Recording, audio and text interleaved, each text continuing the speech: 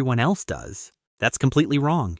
The people who appear most unshakable in the face of disrespect are often the ones who feel things the most intensely. The difference isn't feeling less. It's that somewhere along the way, they learned something most people never figure out.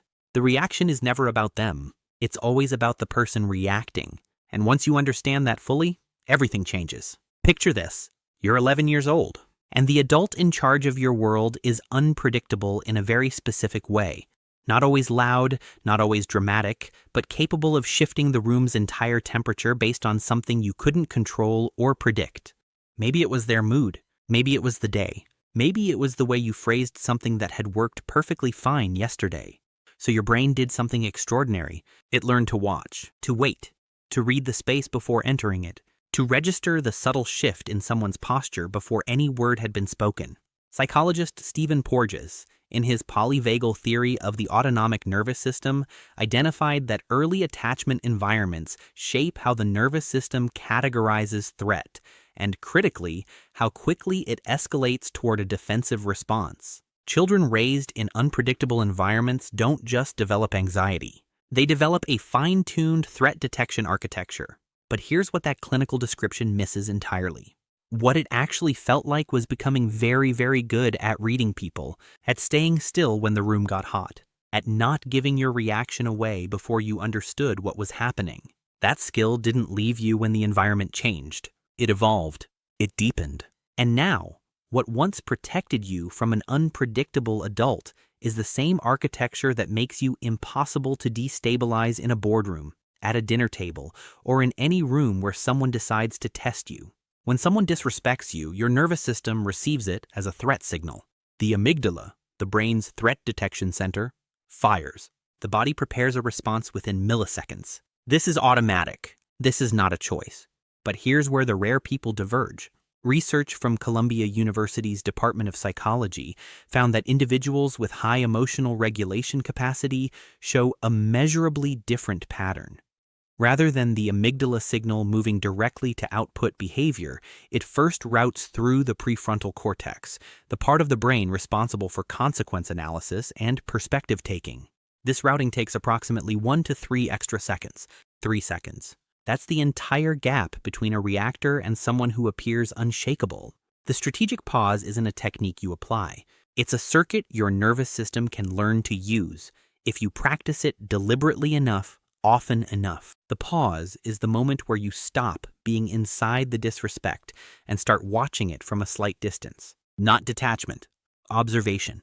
And here's what's fascinating about that shift. When you're standing inside a moment of disrespect, it feels personal. It feels like an evaluation.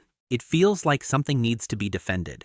But the moment you step back, even by a fraction, you can see something the other person can't. Psychologist Leon Festinger's research on social comparison theory showed that people use others as reference points for self-evaluation, and critically, when they feel their status is threatened, they attempt to restore it by diminishing someone nearby. The disrespect isn't a verdict about you. It's a signal about them. The person who just dismissed your idea in the meeting isn't reacting to the quality of your idea. They're reacting to something it triggered in them. Their own inadequacy, their own threat, their own noise. When you understand this, the disrespect becomes information. You're not in a fight. You're receiving a report about someone else's internal state. That's not indifference. That's clarity. And clarity is the rarest thing in a room where someone is trying to destabilize you. Here's the pattern most people fall into after a disrespect. They explain. They justify. They elaborate. They provide context. They run the internal logic of their decision out loud in a way that essentially says, your judgment of me matters, and I need to correct it. And that, more than any reaction, is what transfers the power. Self-determination theory, developed by DC and Ryan at the University of Rochester, identifies autonomy as one of the 3 core psychological needs. The moment you start explaining yourself to someone who hasn't earned your reasoning, you are compromising your autonomy, not in grand terms, but in the felt, internal sense of it. The most emotionally powerful people in the room have learned a quiet rule. You don't owe your reasoning to someone who has demonstrated they won't receive it fairly. Silence isn't defeat. It's sovereignty.